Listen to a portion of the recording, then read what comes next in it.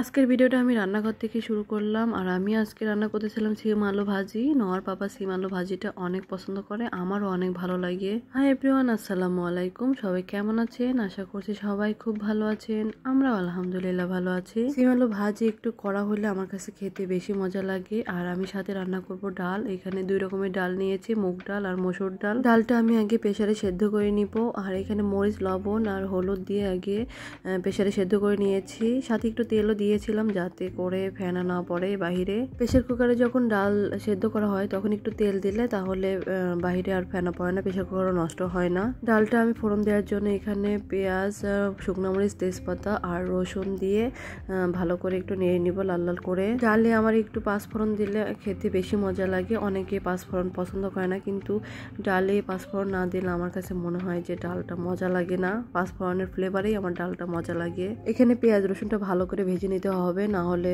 খেতে ভালো লাগে না। একটু লাল লাল হইলে বেশি মজা লাগে খেতে।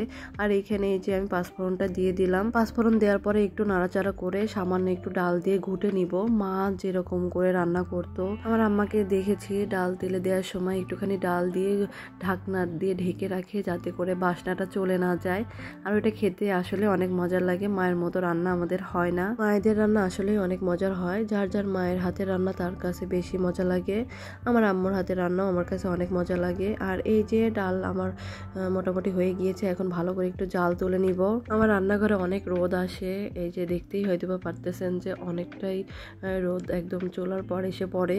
ডাল এখন ভালো করে জাল তুলে নিয়েছি, এখন অফ করে দিব। আর এই যে আমার ডালের ফাইনাল লুক। অনেকদিন পর ডাল রান্না করেছি, আসলে ডালটা খেতে অনেক মজার হয়েছিল। ডালটা একটু ঘন হয়েছে, দেখতে মনে হচ্ছে যে একটু পাতলা, কিন্তু না, অনেকটাই ঘন হয়েছে। আর ডালের সাথে আলু ভর্তা হবে না তাই কখনো হয়? ডালের সাথে এরকম আলু ভর্তা হলে তো একদম পেটটা ভরে খাওয়া যায়। আর এই যে আমার আলু ভর্তা রেডি হয়ে গিয়েছে। এরকম আলু ভর্তা দেখে কার কার জিভে পানি চলে এসেছে কমেন্ট করে জানাবেন। আর এখন আমি রান্না করতেছি ইলিশ মাছ। আর ইলিশ মাছের একদম ডিম হয়ে গিয়েছে। কাঁচামরিচ আর পেঁয়াজ দিয়ে রান্না করতেছিলাম ইলিশটা। ইলিশ মাছটা আমি হাতে মেখে রান্না করেছি, একদম পেঁয়াজ, কাঁচামরিচ আর সরিষার তেল দিয়ে ভালো করে মেখে নিয়েছি। সামান্য একটু মরিচের গুঁড়া আর হলুদ গুঁড়া দিয়েছিলাম। ইলিশ মাছটা একটু এরকম মাখা মাখা করে রান্না করলে আমার কাছে ভালো লাগে। আর সামান্য একটু পাতলা পাতলা হলেও মজা লাগে। এই যে আমার ইলিশ মাছের ফাইনাল লুক। আর সাথে আমি একটু বেগুন ভাজি করেছিলাম। আর এখানে তেলাপিয়া মাছ রান্না করেছিলাম, কারণ আমি তেলাপিয়া মাছ খাই না। তেলাপিয়া মাছটা নোয়ার পাপা আর নোয়ার চাচুর জন্য রান্না করেছি। এই হচ্ছে আমাদের আজকের খাবার দাবার। আর আজকের ভিডিওটা এই পর্যন্তই। সবাই ভালো থাকবেন, সুস্থ থাকবেন। দেখা হবে নেক্সট কোনো ব্লগে। আমাদের ভিডিও যদি আপনাদের ভালো লেগে থাকে অবশ্যই লাইক, কমেন্ট এন্ড শেয়ার করে দিবেন। সবাই ভালো থাকবেন। আল্লাহ হাফেজ, আসসালামু আলাইকুম।